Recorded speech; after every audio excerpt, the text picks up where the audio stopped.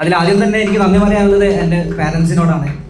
ഒരു middle class ഫാമിലിയിൽ വളർന്ന് CA എന്ത് എന്ന് പോലും അറിയാത്ത ഒരു നാട്ടിൽ നിന്ന് ഇന്ന് ഞാനിവിടെ എത്തിച്ചേർന്നെങ്കിൽ അത് അവരുടെ കഠിനാധ്വാനത്തിൻ്റെ ഫലമാണ്. അതിലാദ്യം തന്നെ ഞാൻ അവരോട് കടപ്പെട്ടിരിക്കുന്നു.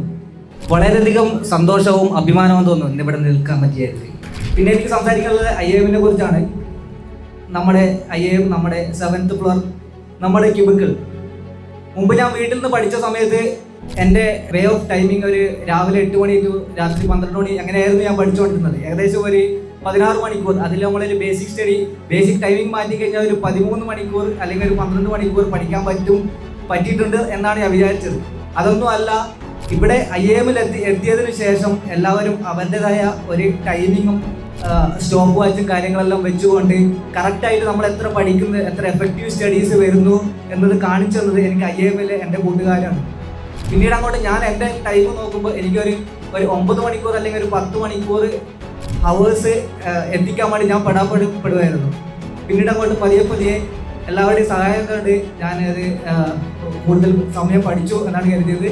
എല്ലാവർക്കും നന്ദി മാത്രം ആണ് പറയുന്നത്.